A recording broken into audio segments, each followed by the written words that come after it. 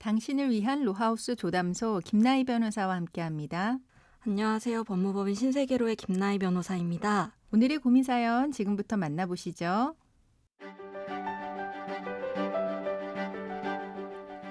저는 초등학생 때 주재원이었던 아버지를 따라 미국으로 건너가서 학창 시절 전부를 그곳에서 보냈습니다. 오랜 시간 미국에서 지냈지만 백인 사회에서 저는 늘 이방인이더라고요. 그런 고민에 빠져 있을 무렵 지금의 아내를 만나서 사랑에 빠졌습니다. 한국인 유학생이었던 아내는 저에게 큰 위로가 되줬습니다. 저는 더 이상 이방인으로 살고 싶지 않았고 결국 아내와 함께 한국으로 돌아가기로 했습니다. 가족들이 말렸지만 그때는 아무 소리도 들리지 않았어요. 그렇게 저희는 한국에서 결혼식을 올리고 부부가 되었습니다. 결혼을 준비하면서 저희는 미국에서는 아주 자연스러운 절차인 프리너, 그러니까 혼전계약서를 작성했습니다. 2번 이혼한 도널드 트럼프 미국 대통령도 결혼할 때마다 썼다고 해서 유명하잖아요. 계약서에서 제가 요구한 핵심 내용은 이렇습니다. 부모님이 혼인 전에 나에게 사주신 서울의 아파트와 주식은 혹시 이혼하게 되더라도 재산분할 대상에서 제외한다. 아내도 이 부분에 대해 충분히 이해하고 동의해서 서명까지 마쳤어요. 그런데 결혼하고 살다 보니 우린 너무나도 안 맞는 사람이었어요. 결국 이혼하게 됐는데요. 막상 이혼 이야기가 나오니까 아내가 혼전계약서를 나 몰라라 하더라고요. 제가 믿었던 그 계약서가 한국에서는 아무런 효력이 없는 종이 조각일 뿐이라면서 제 명의로 된 아파트와 주식까지 전부 재산분할 대상이라고 주장하는 겁니다. 믿고 계약서를 작성한 건데 이렇게 한순간에 무시해도 되는 건가요? 제가 알던 미국에서의 상식과 한국의 법이 너무 달라 혼란스럽습니다. 혼전계약서 정말 한국에서는 효력이 없는 건가요?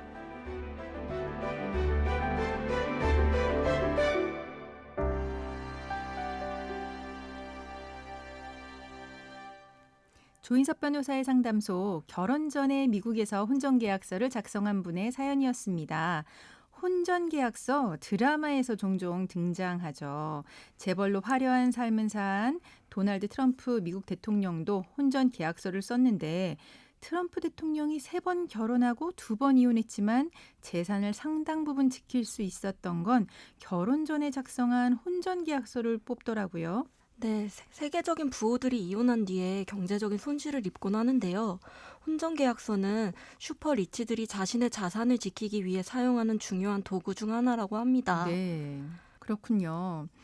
혼전계약서에 보통 비상장 스타트업 지분이나 지적 재산권, 수익, 가족 신탁처럼 현금화가 어려운 자산도 좀 포함이 되고 또 거기에 또 계약 존재 자체를 외부에 공개하지 못하게 하는 비밀 유지 조항도 포함시킬 수도 있다라고 합니다. 또 이제 이혼 시 개인 물품 정리나 집을 언제 비워야 하는지 계약으로 정하는 사례도 있는데 어쨌거나 이런 혼전 계약서에 대해서 이제 헐리우드 스타들의 이야기가 많이 나오긴 하죠. 그러면 지금 이야기하는 이 혼전 계약서, 프리너, 이게 뭘까요? 네, 혼전계약서는 결혼 전에 이혼할 때 재산 분할 등을 미리 정하는 계약을 의미하는데요. 네. 해외에서는 이런 프리너블 인정하는 사례가 많고 네. 특히 미국은 현재 대부분의 주에서 이 효력을 인정하고 있습니다. 그렇군요. 네, 그래서 최근 한국에서도 이 혼전계약서에 대한 관심이 커지고 있는데요.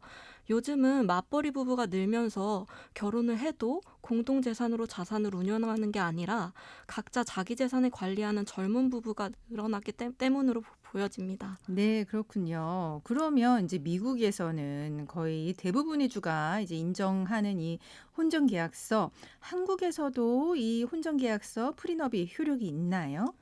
네, 그런데 아쉽게도 한국에서는 혼전계약서가 아직은 외국처럼 폭넓게 인정되지는 않아서 그 네. 실효성은 떨어지고 있는 실정입니다. 네, 그렇군요. 네. 그러면 현행법상 이거는 어떻게 되는 걸까요? 그래서 우리나라에서는 이제 혼전계약서를 작성하셨다고 하더라도 이는 강제력을 담보할 수는 없는 계약입니다. 우리나라에서는 민법 제829조에서 부부재산 약정 규정이 있지만 재판상 이혼할 때에는 법원에서 직권으로 재량에 따라서 재산 분할을 해주기 때문에 혼전 계약이 일반화되지는 않고 거의 사문화됐다고 볼 수 있습니다. 네. 우리나라에서 이 혼전계약서, 이제 결혼 전에 재산 분할을 안 하겠다라고 약속하는 이 혼전계약서가 사실 효력이 없는 가장 큰 이유는 재산 분할이라고 하는 거는 이혼이 된 이후에 발생하는 권리인데 네. 발생하기도 전에 이제 포기하는 그 계약서이기 때문에 인정을 안 해주는 것 같습니다. 그러면 지금 사연자분 같은 경우 부모님이 사주셔서 그 아파트와 주식이 있습니다. 혼전계약서에 이거 분할 안 한다고 명시를 음. 했는데 이것들 다 분할 대상이 되는 걸까요? 만약에 사연자분처럼 결혼 전에 혼전계약서를 작성해서 아파트와 주식은 이제 재산분할 대상이 아니다라고 정해두었다면 서로 이제 합의를 해서 협의 이혼을 하시는 경우에는 그 계약 내용이 그대로 반영될 수는 있겠다만 아, 문제는 협의가 안 돼서 재판으로 이혼하는 경우인데요.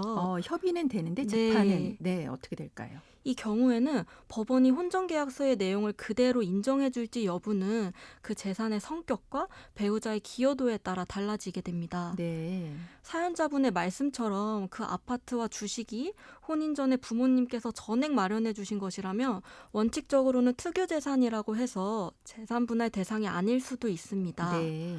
하지만 우리 대법원 판례에 따르면 특유재산일지라도 배우자가 그 재산을 관리하거나 유지하는 데 기여했다면 분할 대상이 될 수 있다고 보고 있습니다. 네, 네. 그렇죠. 그래서 즉 아내분이 그 아파트의 주식이나 가치가 떨어지지 않도록 간접적으로든 직접적으로든 어떤 도움을 줬다면 네. 법원이 일부 분할 대상으로 볼 수도 있는 거죠. 다만 이 경우에도 재산 형성에 기여한 정도는 아무래도 사연자분이 훨씬 클 것으로 보이기 때문에 뭐 전체 중 일부만 인정이 되거나 아예 특유 재산으로 제외될 가능성도 있습니다. 네. 그렇다면 우리나라에서는 혼전계약서 굳이 쓸 필요가 없는 걸까요? 꼭 그렇지는 않습니다. 물론 한국 법원에서 재판상 이혼을 하게 되면 혼전계약서 내용에 따라 그대로 재산 분할을 해주는 건 아닙니다. 네. 하지만 중요한 참고 자료로는 충분히 활용될 수 있습니다. 그렇죠. 네, 실제로 2023년에 있었던 한 가사 재판에서도요, 네. 법원이 재산 분할 비율을 정하면서 당사자들이 혼전계약서에 해당 아파트 보증금이 원고 소유임을 명시했다라고 설시한 바가 있습니다. 네. 물론 이 경우에도 계약서 내용만 가지고 판단하진 않았고요. 상대방이 해당 재산의 형성 유지에 얼마나 기여했는지도 함께 살펴본 뒤에 분할 비율을 정했습니다. 그래서 결론적으로 말씀드리면 혼전계약서만으로 모든 분쟁을 막을 수는 없지만 서로 동의하에 작성한 계약서는 재판 과정에서 유효한 자료로 활용될 수 있고요. 특히 나중에 불필요한 갈등을 줄이는 데 큰 도움이 될 수 있습니다. 네. 그럼 지금까지 상담 내용을 정리해 보자면 현행법상 혼전계약서가 있다고 하더라도 법원은 이혼 시 직권으로 재산 분할에 대해서 판단하기 때문에 아직까지는 그 효력이 크다고 보기는 어렵습니다. 그리고 부모님이 사주신 재산이라고 하더라도 이제 특유 재산에 해당하는 거죠. 하지만 배우자가 그 재산을 함께 관리하거나 유지하는 데 기여했다면 법원에서는 재산 분할 대상으로 포함시킬 수가 있습니다. 하지만 이런 혼전계약서 완전한 법적 구속력은 없다고 하더라도 재판 과정에서 이제 참고 자료로 활용이 돼서 재산 분할 비율 판단할 때 충분히 반영될 수 있으니까 혼전계약서 작성하시는 것이 좋다라고 답변 드렸습니다. 지금까지 법무법인 신세계로의 김나희 변호사와 함께했습니다. 감사합니다. 조인섭 변호사의 상담소는 유튜브와 홈페이지를 통해서 다시 듣게 하실 수 있습니다. 궁금한 점이나 건의할 사항이 있으면 홈페이지 상담 게시판에 글 남겨주세요. 법무법인 신세계로에 따로 연락을 주셔도 좋습니다.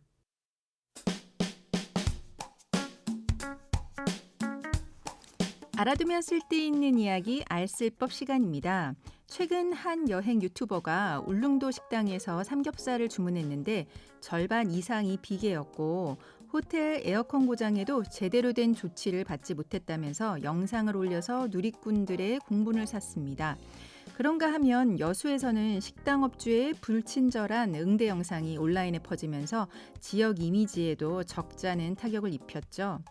두 사례 모두 뒤늦게 사과하긴 했지만 비싼 물가와 낮은 만족도, 해외여행 수요 급증까지 겹치면서 국내 관광에 대한 불만이 다시 커지고 있는데요. 이에 따라 각 지자체는 바가지 요금 근절과 친절한 서비스 제공을 핵심 과제로 삼고 적극적인 단속과 계도에 나서고 있습니다. 자세히 살펴볼까요?